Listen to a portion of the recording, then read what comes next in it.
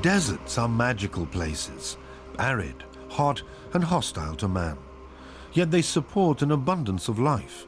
When rain does fall here, it penetrates deep into the ground, creating the prerequisite for vegetation of great diversity. The Kalahari in southern Africa alone is home to more than 1,200 different plant species. Some survive for thousands of years. Others have exceptional healing powers.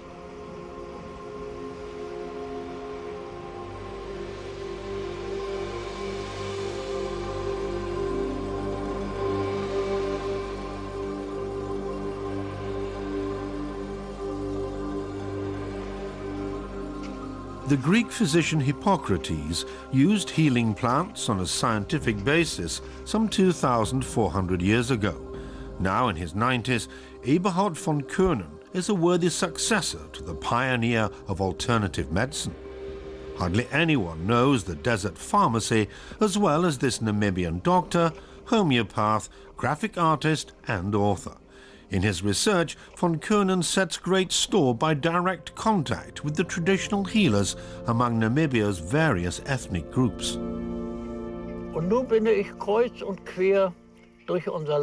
Whenever my work as a doctor has permitted, I've travelled the length and breadth of this country, visiting the different ethnic groups, in order to find out which medicinal plants they use and which disorders they treat with them. This task has taken me about 25 years. One of the plants described in Eberhard von Koenen's books is said to help against the second most common cause of death worldwide, obesity. Hoodia, as it is called, allegedly has appetite-inhibiting properties. This only became known in the 1960s during the war in Angola, when South African troops used Bushmen as trackers. The Khoisan, they noticed, hardly ever needed food. Instead, every now and then they would chew on a piece of hoodia. They passed on their ancient knowledge to the hungry soldiers.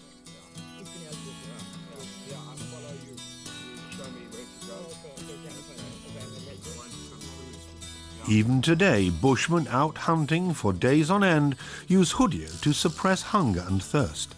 Yet it's debatable whether something that works for them can simply be assimilated into our Western consumer lifestyle with its fast food and lack of exercise. But why do some desert plants develop particularly powerful medicinal effects? Eberhard von Koenen has his own personal theory.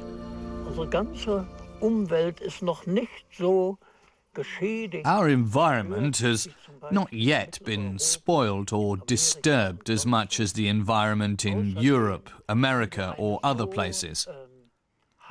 What's more, ours is a harsh environment, with heat and aridity and long periods of drought.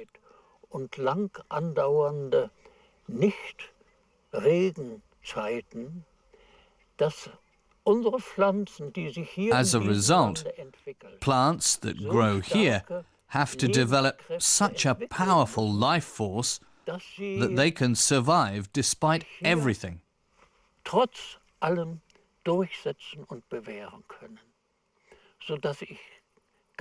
And that, I believe, is why our medicinal plants have such marked healing powers.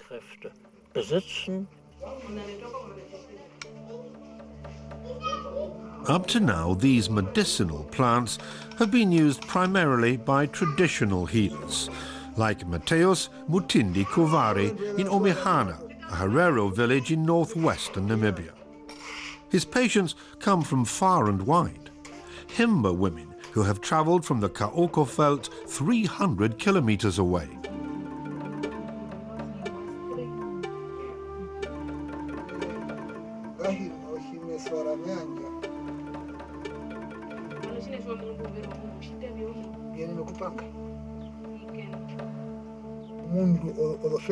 Mateus Mutindi Kuvari performs his diagnosis with a mirror and the skull of a baboon.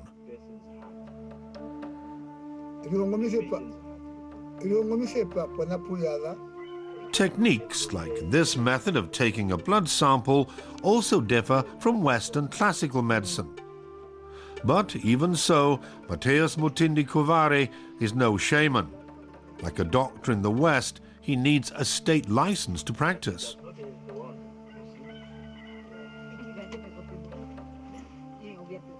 In treating his patients, Mateus Mutindi Kuvari relies mainly on medicinal plants. For psychosomatic disorders, for instance, he uses extracts from the root of the rare Omumema plant. It's from healers like him that Eberhard von Koenen has gathered much of his knowledge.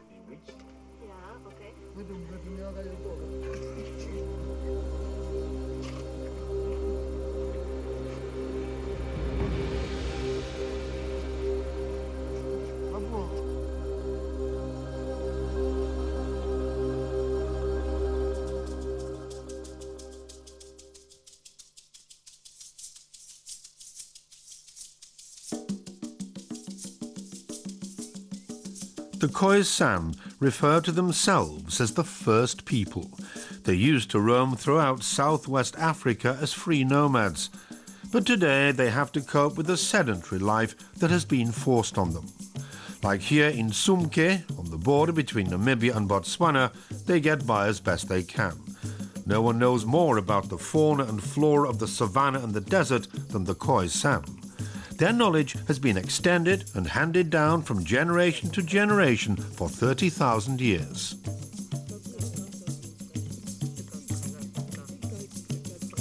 Shortly after daybreak, Sgun Nkene, Kyomo Glako, and Nai Aichikankank and Komsabo set out from their village in search of Devil's Claw, a plant which is of great importance to the Khoisan.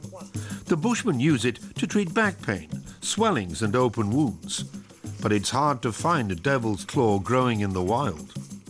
What's more, with the dry savanna now made luxuriant by the rains, many dangers lurk in the form of lions, snakes and poisonous insects.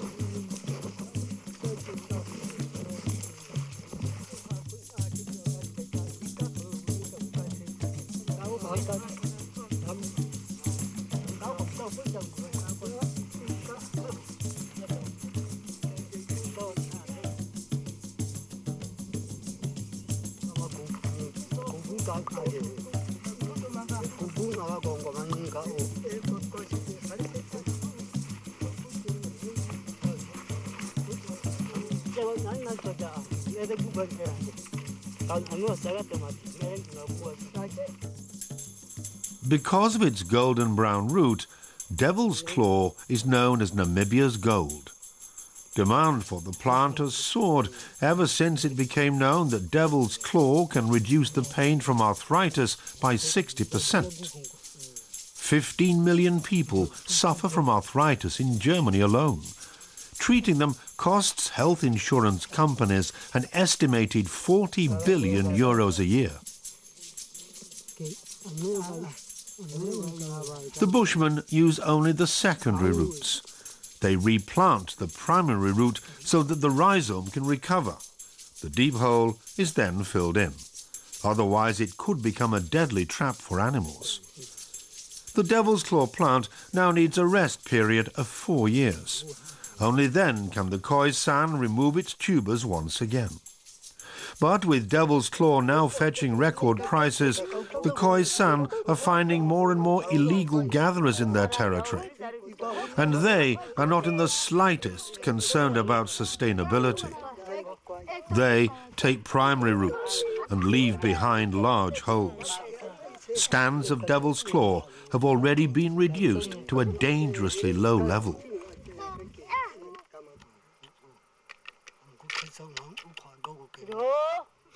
Scientists at the Free University of Berlin discovered only recently that Devil's Claw not only reduces pain, but also rebuilds cartilage. This is nothing new to Komsabo, the village elder. Like his ancestors, He even uses the medicinal plant to treat serious injuries.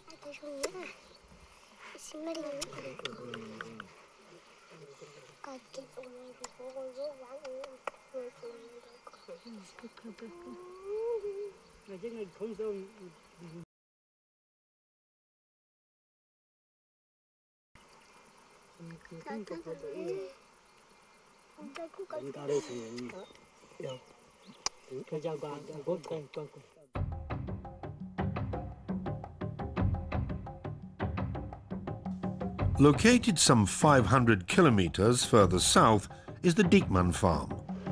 1,400 head of cattle graze on an estate run by the third generation of an ethnic German family.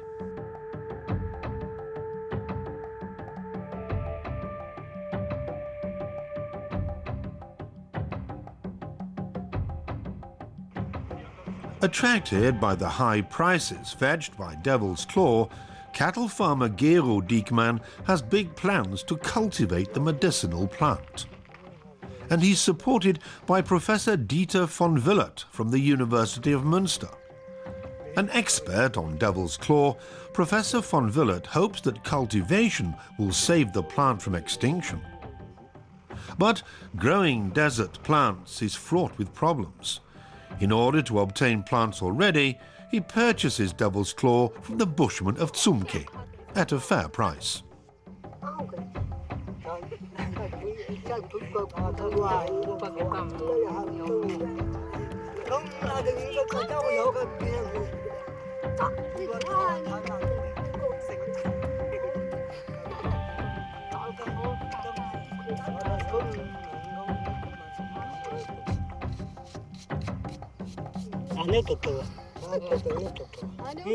The Devil's Claw tubers are cleaned of sand, then sliced and dried.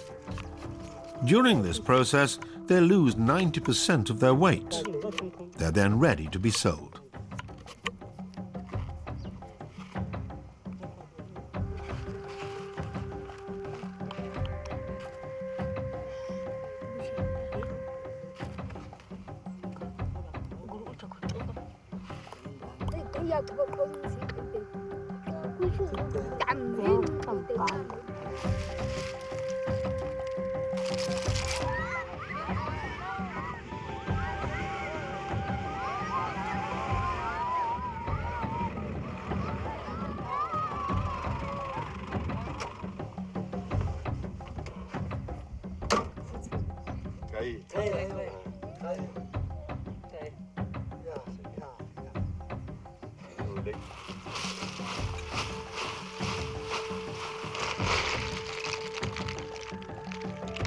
Selling Devil's Claw is the only way the bushmen of Zumke can earn a living.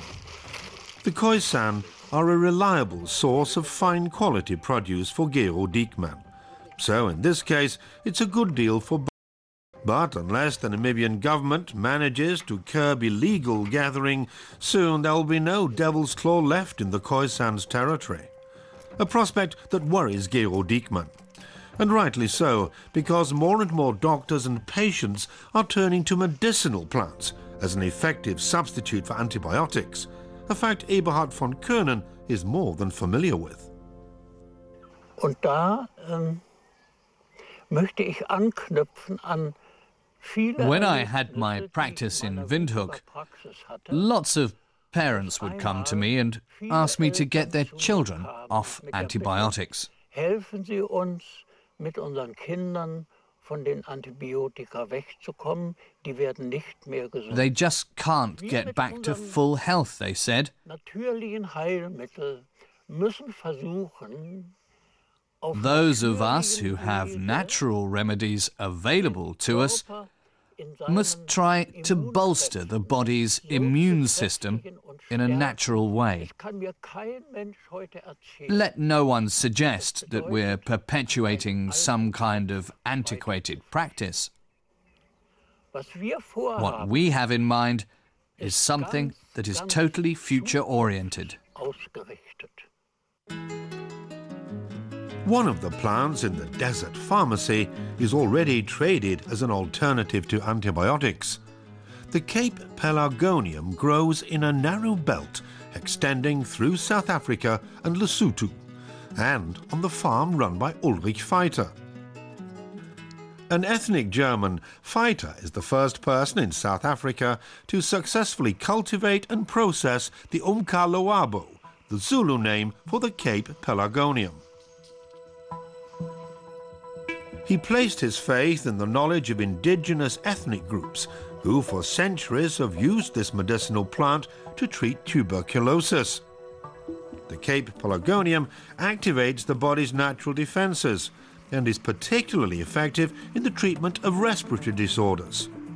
No type of infection is more common in the West than acute bronchitis, whereby viruses pave the way for bacterial infection. Western classical medicine often combats such disorders with antibiotics, notwithstanding possible drawbacks like resistance and incompatibility. But the Zulus count on the root bark of Pelargonium reniforme. Growing and processing the Cape Pelargonium is a laborious and expensive business. It took Ulrich Feiter 8 years just to get the desert plant established on his farm. And harvesting the roots in the bone-hard ground is backbreaking work.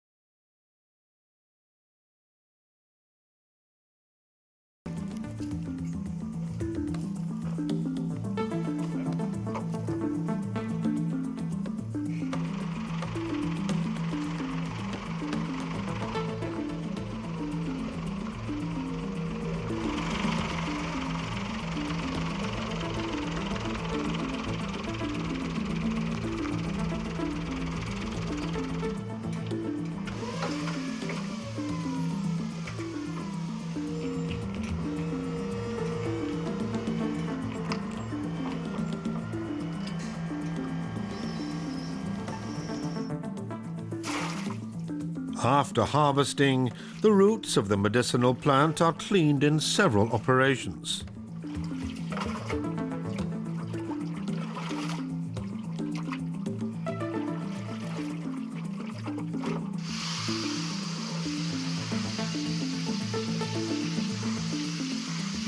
They are then chopped up and dried.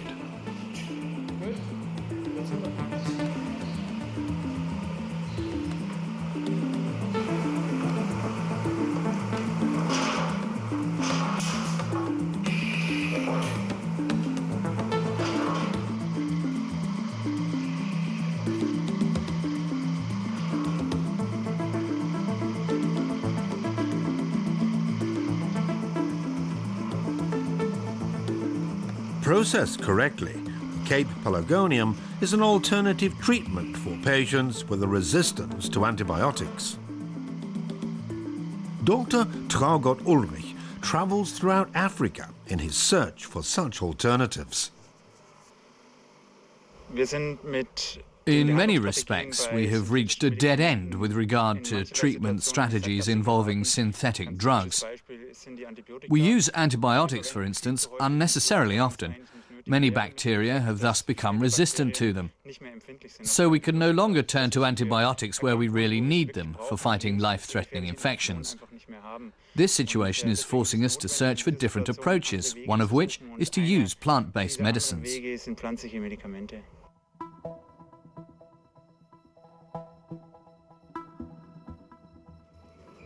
When it has been dried, the Cape Pelargonium is ready for further processing. It's sold mainly as a tincture and helps perhaps solve one of the biggest problems facing any health system.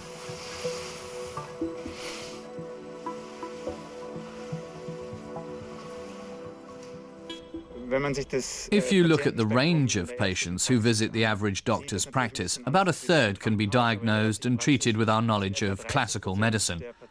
Another third are suffering from what we call functional disorders. In other words, using all the diagnostic methods at our disposal, we cannot find anything wrong with them, even though these patients are definitely suffering from some complaint or other. And the remaining third are psychosomatic patients. So you can say that with the synthetic drugs available today, around 2/3 of our patients are simply untreatable. We were talking about this at the other day. You showed me some results that were strange. In the wrong dosage, or in a contaminated form, many medicinal plants can even be toxic. So for Ulrich Feiter, quality control takes top priority. It's also important for him to see that indigenous ethnic groups are adequately rewarded for their knowledge. So he wants to make sure that the medicinal plants are grown and harvested sustainably in their original habitat. That is no easy task, because under apartheid, the requisite structures were lost. Now they are being rebuilt at great effort, with Ulrich Feiter playing a major role. Here near Alice in the Eastern Cape in South Africa, there is a small village where a people's initiative has been launched. The aim is to build an old folks' home and to support it financially by growing vegetables and also pelargoniums.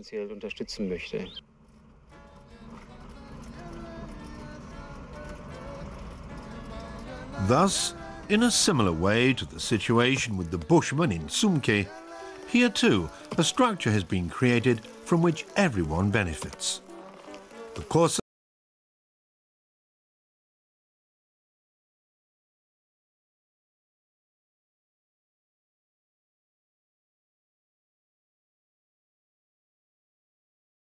protected through controlled cultivation and gentle harvesting methods.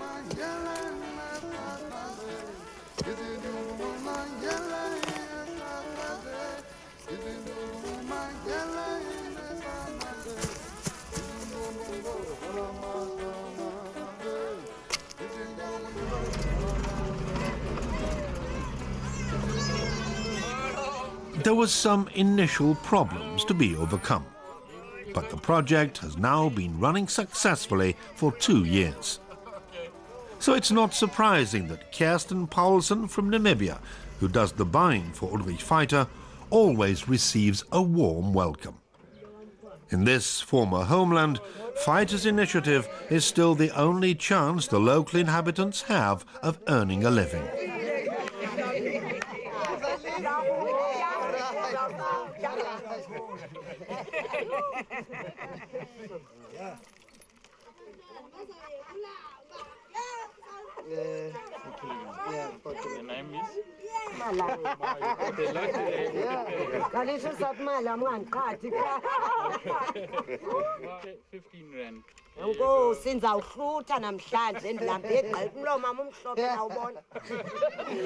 So you get 20 rand. There you go. David, thank you. 10 rand. Is yours? Lambi. There you go. Okay. 4 kilograms. 4 kilograms is 20 rand. Yeah. Here you go, maybe. Oh my God.